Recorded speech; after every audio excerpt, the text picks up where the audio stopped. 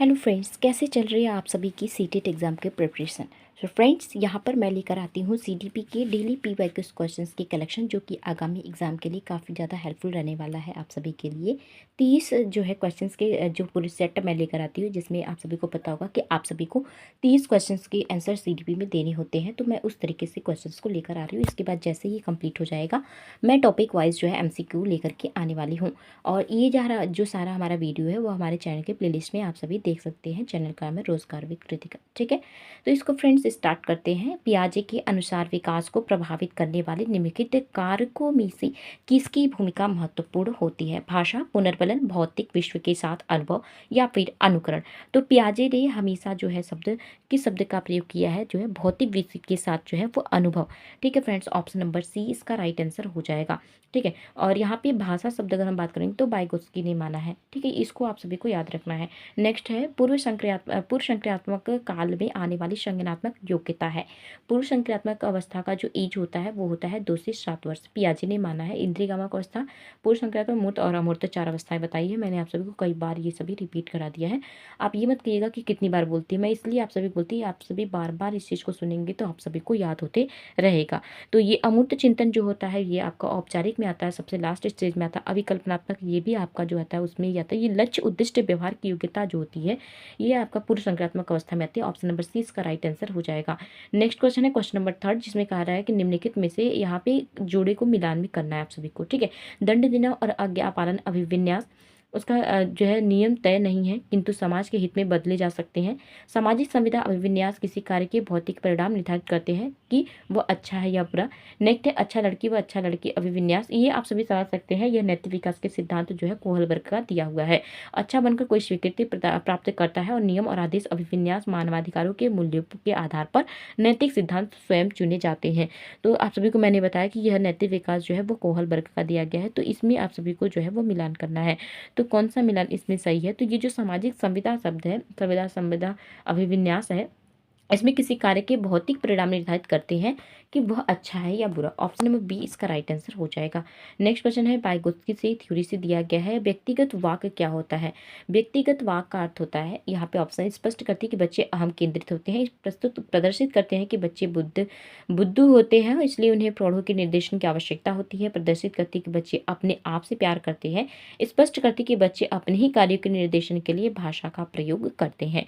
तो friends question number 4 का right answer हो जाएगा ऑप्शन नंबर डी। यहाँ पे जो है स्पष्ट करती है, क्योंकि वाइगोत्स्की ने पूछा है तो मैंने आप सभी को एक पॉइंट्स बताया था कि भाषा के प्रयोग का जब बात करेगा तो वहाँ पे वाइगोत्स्की आएंगे। वैसे भाषा के शब्द की बात करें तो चॉम्स्की भी आते हैं, लेकिन यहाँ पे जो है अगर हम जो है वाइगोत्स्की शब्द दिया है तो वाइगोत्स्की के लिए हम जो है भाषा शब्द को पहले प्राथमिकता देंगे। उसके साथ ही अगर अहम केंद्रितता की बात करें तो इन्होंने पियाजे ने इसे कहा है, ठीक है।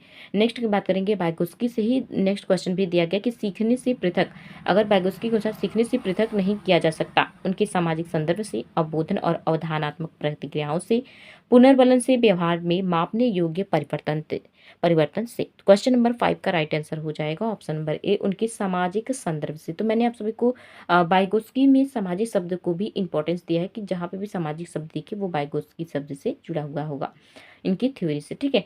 नेक्स्ट क्वेश्चन है क्वेश्चन नंबर 6, जहाँ पे कहा जा रहा है कि प्रगतिशील शिक्षा में अपरिहार्य है कि कक्षा कक्ष लोकतांत्रिक होता है और समझने के लिए बच्चों को पर्याप्त स्थान दिया गया होता है। शिक्षक के पूर्ण नियंत्रण में होता है, जिसमें वह अधिनायकवादी होता है और सत्तावादी होता है, जहाँ शिक्षक आदेश देता है और शिक्षार्थी चुपचाप अनुकरण करते हैं। तो निगेटिव आप सभी को कट करना है।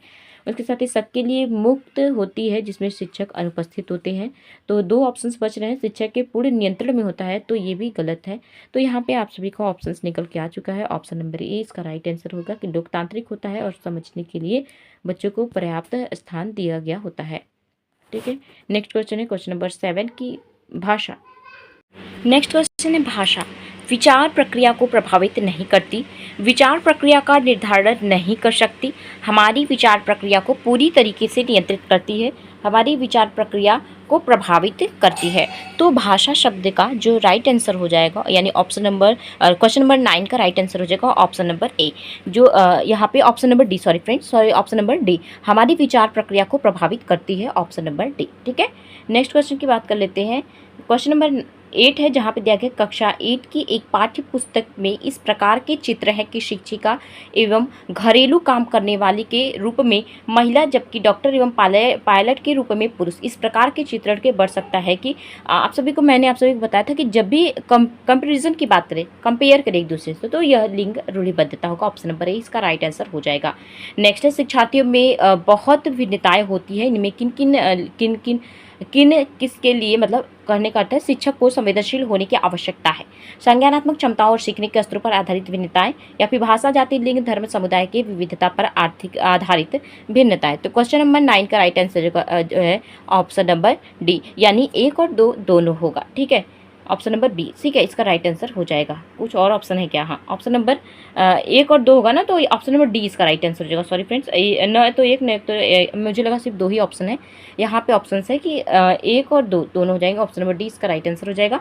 नेक्स्ट है केवल कागज पेंसिल जांचों द्वारा आकलन को सीमित कर देता है, सकल आकलन को बढ़ावा देता है, समग्र मूल्यांकन को सुविधा प्रदान करता है, निरंतर मूल्यांकन को सुविधा प्रदान करता है। तो इसका राइट आंसर हो जाएगा ऑप्शन नंबर ए, आकलन को जो है वो सीमित कर देता है। ठीक है, इसलिए ऑप्शन नंबर ए इसका राइट आंसर हो जाएगा। ऑप्शन नंबर ए आकलन को सीमित कर देता है। नेक्स्ट है क्वेश्चन नंबर 12 जहाँ पे कहा जा रहा है कि माध्यमिक विद्यालय की कक्षा में शिक्षिका के पास एक बधिर बच्चा है, उसके लिए यह महत्वपूर्ण है। बधिर का मतलब क्या होता है? बधिर का अर्थ होता है यानी कि जो है कम सुन पा रहा हो।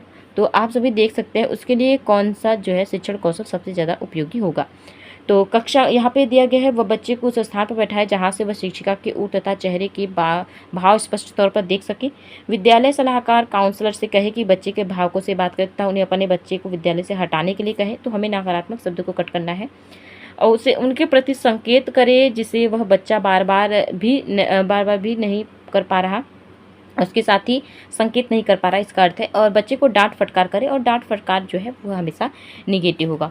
तो फ्रेंड्स इसका राइट आंसर हो जाएगा ऑप्शन नंबर ए, वह बच्चे को उस स्थान पर बैठा जहाँ से शिक्षिका के ओठ, चेहरे और भाव को स्पष्ट रूप से वह समझ सके। ठीक है, नेक्स्ट क्वेश्चन की बात कर लेते हैं। क्वेश्चन नंबर 13 है जहाँ पे एक शिक्षक समाज से वंचित वर्ग, ठीक है, वंचित वर्ग की आवश्यकताओं को सफलतापूर्वक पूरा कर सकता है, उनकी पृष्ठभूमि की उपेक्षा करने तथा उन्हें विद्यालय में कार्य करने के लिए कहकर कक्षा कक्ष के प्रत्येक बच्चे की आवश्यकता अनुसार अपना शिक्षण कौशल अपनाकर उन्हें कक्षा कक्ष में अलग स्थान पर बैठाकर, ताकि वे अन्य बच्चों से मेल जोल कर न करे और अन्य बच्चों को वंचित पृष्ठभूमि वाले बच्चों के प्रति सहानुभूतिपूर्ण व्यवहार करने के लिए कहकर। तो क्वेश्चन नंबर 13 का राइट आंसर हो जाएगा ऑप्शन नंबर बी, यानी कक्षा कक्ष के प्रत्येक बच्चे को आवश्यकता अनुसार शिक्षण कौशल को अपनाकर। अधिगम योग्यता वाले बच्चे बहुत बुद्धिमान तथा परिपक्व होते हैं, बहुत सक्रिय होते हैं, लेकिन उनकी बुद्धि लब्धि कम होती है, कुछ भी नहीं सीख सकते, अधिगम के कुछ पक्षों के से संघर्ष करते हैं।